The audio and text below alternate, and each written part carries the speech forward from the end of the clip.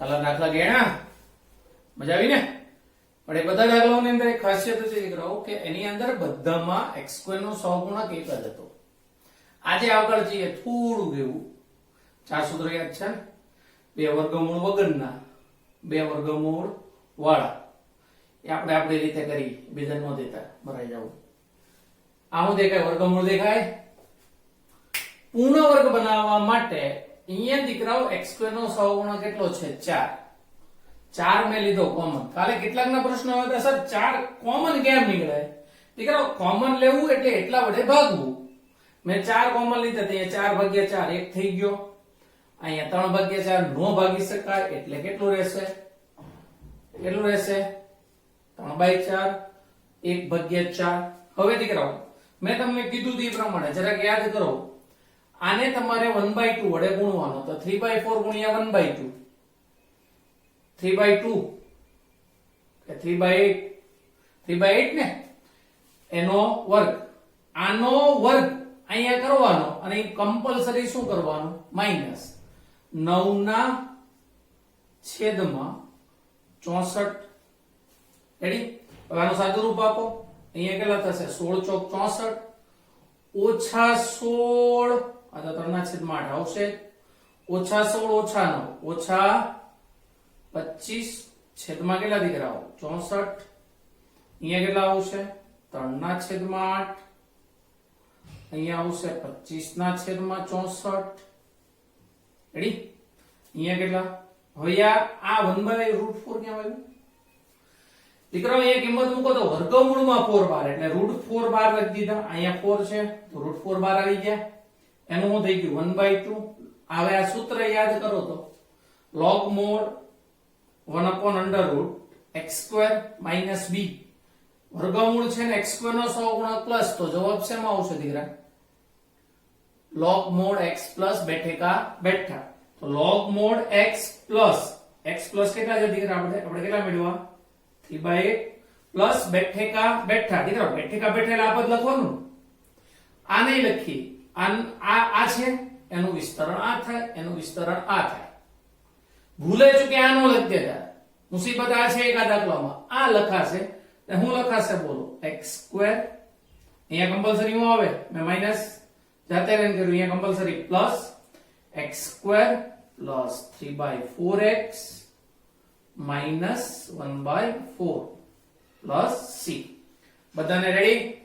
જ્યારે પણ x² નો કોફિશિયન્ટ 1 ન હોય, કોફિશિયન્ટ એટલે સહગુણક હો, પાછા કે કોફિશિયન્ટ, બરાબર છે, ત્યારે એને કોમન લેવાનો. ચલો બીજો દાખલો. વર્ગમૂળ છે ને માઈનસ છે, x² નો સહગુણક એટલે એક વસ્તુ તો ફિક્સ થઈ ગઈ ને. જવાબ શેમાં આવશે? sin ઇનવર્સ માં. એ તો ફિક્સ થઈ ગયું ને. -2 કોમન લીધા તો -2 કોમન, તો અહીંયા વધ્યો +1. જેની સાથે કોઈ ન હોય તેની સાથે એક, પણ -1 છે તો -12 તો +1/2x, પ્લસ છે તો -1/2. ફરીથી પૂર્ણ વર્ગ. બોલો આને કેટલા વડે ગુણવાનો? 1/2 એટલે 1/4 નો વર્ગ. આનો વર્ગ બાદ થયો, સાદું રૂપ આપ્યું 8 માઈનસ પણ યાદ રાખજો, માઈનસ અંદર જવા દેજો, બે ને જવા દેવાના નહીં. માઈનસ અંદર ગયું તો -9/16 છે એ 12 આવી ગયા અને આ પાછળ જતા રહ્યા, એનો આખાનો વર્ગ. દીકરા ફરીથી આને કિંમત મૂકીએ. કંઈક બાકી છે. કેટલા? 1/√2. અહીંયા પણ દીકરા 1/√2. સૂત્ર યાદ કરીએ. sin inverse x √k. √k કેટલા થાય દીકરાઓ? 3/16 નું વર્ગમૂળ 3/4 એનું સાદું રૂપ. તો અહીંયા પણ કેટલા દીકરા? 1/√2. આ બે વર્ગમૂળ વાળા થયા. ક્યારે? સહગુણક 1 ન હોય ત્યારે. હવે જોઈએ તો દીકરા ત્રીજો દાખલો. આ વર્ગમૂળ નથી દીકરો, આપણી મેથડ છે ને ડી વાળી જ કરવાની છે, પણ ઉલ્લુ બનાવવાના છે એ લોકોને. એના માટે આપણે પહેલા કોમન લીધો 4, 12 4 પૂર્ણ વર્ગ બનાવીશું. આ બધાને આવડશે ને? આવડે કે નહીં એ ધ્યાનમાં રાખજો. અહીંયા સુધી આવ્યા પછી આપણે આપણું ENL ચાલુ કરવાનું. ENL બોલો ભાઈ, આનું ENL. ENL યાદ છે બધાયને? D ગોતો ફટાફટ, હાલો મનમાં ગોતો. બોલો બોલો, D બોલો. ઋણ આવ્યો. B સ્ક્વેર 9 માઈનસ 9 માઈનસ 4 ગુણ્યા ક્યાંક લોચો કર્યો છે. B square minus 4AC. આમાં કઈ પ્રોબ્લેમ નથી થયો? જો જરા કે લોચો નથી ને? B ગ્રેટર ધેન 0 જ આવે. ચેક કરો. એવો ગ્રેટર ધેન 0 ને કેટલો આવ્યો બોલો? 9 + 16 25. રેડી? ગ્રેટર ધેન 0 તો આપણો જવાબ બોલો. બોલો આમાં વખત ભૂલી ગયો કેટલા હા 1/4 ભાઈ. આ આપણે લખવાના છે, આપણા સૂત્ર નો લખતા. આપણું સૂત્ર તે છે 1/√d log mod. કરવાનું વિકલન કરો કરો. શું થશે? 8x - 3 - 5 છેદમાં 8x - 3 વત્તા 5 પ્લસ c બરાબર 1/5 log mod. બોલો 8x - 8 એટલે x - 1 છેદમાં 8x + 2 એટલે 4x + 1 + c. સમજ પડી? ઉપરથી 8 ગાયબ થઈ ગયો, નીચેથી 2 ગાયબ થઈ ગયો. સમજ પડી? આનું તમે સાદું રૂપ ને આ તે કઈ આપવાની જરૂર નથી. તમને આ ખબર પડી જોઈએ કે આ એને ઉલ્લુ બનાવવા માટે લખીએ. બાકી રીત આપણી ડી વાળી જ રહે. રેડી? હવે ચોથો દાખલો જો. સેમ ટુ સેમ, વર્ગમૂળ નથી. રેડી? નો હોય ત્યારે આપણે ડી વાળી જ રીત કરવાની, પણ પૂર્ણ વર્ગ બનાવવાનો છે. ચાલો પૂર્ણ વર્ગ બનાવીએ. તો પહેલા -4 કોમન, x2 નો સગુણો +1 કરવાનો. -4 કોમન લીધા. શું થયું બોલો? હવે x2 4 12 માઈનસ માઈનસ પ્લસ સાદું રૂપ આપ્યું 1 થયું. ફરીથી d ગોતો. ચાલો કોઈ ફેરફાર કર્યા વગર d 16 minus 16 × 80 16 - 80 minus 64 less than 0. 64 જ ને? હા 64 જ થાય. સમજ પડી? ડી ગોતાઈ ગયો. ઋણ આવ્યો હોય તો જવાબ યાદ કરીએ કે ભાઈ 2 બાય, પણ અહીંયા કાંઈક હું લખવાનું ભૂલી ગયો. 1 બાય -4 એ આપણે આપણા સૂત્રમાં લખવાનું નથી. 2/√d tan ઇન્વર્સ વિકલન બાય √d. √d કેટલા? 8 પ્લસ c. દીકરાઓ 2 દુ 4 દુ 8 1/4 tan ઇન્વર્સ ઉપરથી કેટલા કોમન? 4 તો -2x + 1/2 પ્લસ c. દીકરાઓ માઈનસ કોમન લ્યો તો tan ઇન્વર્સ માં -12 આવશે. tan ઇન્વર્સ શું આવશે? 2x - 1/2 plus c. ઓકે, યાદ રહેશે? આ કેવા દાખલા થયા? સહગુણક વાળા. આ રીતે જ બધા દાખલા કરજો. કાલે કેટલા બધાએ છે ને પૂર્ણ વર્ગ બનાવ્યો નહોતો. આપણે અત્યાર સુધી વર્ગમૂળમાં દાખલાઓ જોયા, એમાં બધામાં શું હતું? x2 નો સહગુણક 1. અહીંયા શું છે? 4. તો પહેલું કામ આપણે આમાં કરશું, પૂર્ણ વર્ગ બનાવશું. શું બનાવશું? પૂર્ણ વર્ગ. પૂર્ણ વર્ગ માટે પહેલા દીકરાઓ કામ કરવાનું 4 કોમન. કેટલાકના પ્રશ્નો હતા કે સર 4 કેમ કોમન લેવા? તો દીકરાઓ 4 કોમન લેવા એટલે એટલા વડે ભાગી નાખવાનું છે. અહીંયા 4 × 4 1. આ 3/4x વત્તા 1/4. બરાબર? અહીંયા થોડુંક એવું માઈનસ કરું છું, થોડી રકમમાં ફેરફાર. આનો પૂર્ણ વર્ગ બોલો તો શું લખાશે? x - 3/8 આખાનો વર્ગ -1/4 -9/64 આનો વર્ગ કરવાનો. 4 એમ નમ બાર x માઇનસ 3/8 આખાનો વર્ગ 16 માઇનસ 25 છેદમાં 64 લસા લઈને સાદું રૂપ આપ્યું છે.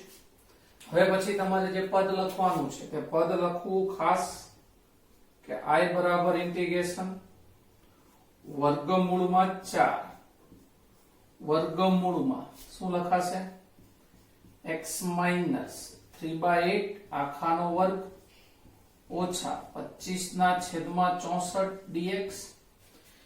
કઈક સૂત્ર યાદ કરીએ તો આવું કઈક આપણું સૂત્ર હતું, તમને બધાને યાદ તો હશે લગભગ. x² - k dx. જો આ છેદમાં હોય તો log mod x plus બેઠેકા બેઠા, પણ ઉપર જાય તો ત્રણ પદ વધે x/2 બેઠેકા બેઠા minus k/2 log mod x plus બેઠેકા બેઠા. આવું કઈક સૂત્ર હતું ને આપણું, જે એનો ઉપયોગ અહીં આપણે કરવાનો છે. પણ આ √4 એટલે √4 એટલે બહાર જાય તો કેટલા થશે 2. આમાં x તરીકે કેટલા x minus 3/8, તો x minus 3/8/2 બેઠેગા બેઠામાં એક બહુ મહત્વની વસ્તુ દીકરાઓ, આ મૂકશું, આ આવશે ને એનું સાદું રૂપ આ નહીં લખતા. અહીંયા એક આ ખાસિયત છે બહુ મહત્વની. તો શું લખાશે અહીંયા કોમન કાઢેલી જે વસ્તુ છે તે આપણે લખીશું minus 25/2 log mod x. x એટલે દીકરાઓ x minus 3/8 plus બેઠેકા બેઠા એટલે x² minus 3/4x minus 1/4 plus c.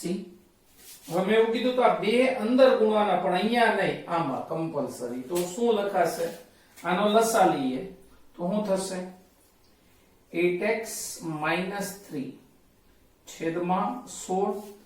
બે અંદર જતું રહેશે તો શું બનશે બોલો દીકરાઓ 4x² minus 3x minus 1. આ બે અહીંયા પણ ગુણાશે minus 25 ના છેદમાં 64 log mod x minus 3/8 plus બેઠેકા બેઠા. અહીંયા કોઈ પણ પ્રકારનો ફેરફાર કરવો નહીં. ઓકે, પણ આ બે જરાક જોજો, બંને સાથે ગુણજો. minus 3x² minus x plus 2 dx. Ready? ચાલો પહેલા કેટલા પૂર્ણ વર્ગ બનાવશું, પૂર્ણ વર્ગ બનાવો. ચાલો minus 3 કોમન, x² વત્તા 1/3x minus 2/3. દીકરાઓમાં બહુ બધા મિસ્ટેકો કરો છો, મહેરબાની કરજો. x plus 1/6 આખાનો વર્ગ minus 2/3 minus 1/36. સાદું રૂપ આપીએ શું થશે x plus 1/6 આખાનો વર્ગ minus 12 દુ 24 minus 25 ના છેદમાં 36. કઈક વાર્તા કરી હતી આગળમાં, માઇનસ અંદર લઈ જવાના, 3 ને લઈ જવાના નહીં. 25/36 minus x વત્તા 1/6 આખાનો વર્ગ. હવે આપણે કિંમત આની અંદર મૂકીએ તો બહાર આવશે વર્ગમૂળ 3. સંકલનની અંદર 25 ના છેદમાં 36 minus x વત્તા 1/6 હોલ સ્ક્વેર. જરા આપણે સૂત્રને યાદ કરીએ કે ભાઈ જો k minus x² dx હોય તો x/2 બેઠેકા બેઠા plus k/2 sin inverse x by root k plus c. એ જ પ્રમાણે અહીંયા આપણે સૂત્રને એપ્લાય કરતા √3 x કેટલો છે x plus 1/6 છેદમાં 2 બેઠેકા બેઠા પાછું બેઠેકા બેઠા આવ્યું મિત્રો. એ બેઠે કા બેઠા કયું લખવાનું? કોમન કાઢેલું કે કોમન નહીં કાઢેલું? સત્યવાન નામનો બ્રાહ્મણ વાણિયો, હા વાણિયો. કયો આવશે અહીંયા? x² વત્તા 1/3x માઇનસ 2/3 વત્તા k/2. k બોલે તો 25/36 log mod સાધુ નામનો વાણિયો. સાઇન ઇનવર્સ માં જવાબ લાવ્યો કે સાઇન ઇનવર્સ x plus 1/6 છેદમાં √k. √k એટલે 5/6 એવું ડાયરેક્ટ લખીશું. આ વર્ગમૂળ 3 આને નહીં આપતા, આને આપી દઈએ તો અહીંયા બનશે 6x + 1 ના છેદમાં 12 વર્ગમૂળમાં 3x² + x - 2 √3 અહીંયા જશે 25 ના છેદમાં 12 જાવ √3 કે 12 13 36 આગળના √3 અરે અહીંયા લખીશું સાઇન ઇનવર્સ. લસા લેતા ઉપર નીચેથી ઉડી જાય છે, સમજી જવાનું. બોલો શ્રી સત્યનારાયણ ભગવાનની જય. ચલો હવે આગળ વધીએ. આ નિયત સંકલનમાં 1 થી 2 1/4x² + 1 સૂત્ર યાદ કરો.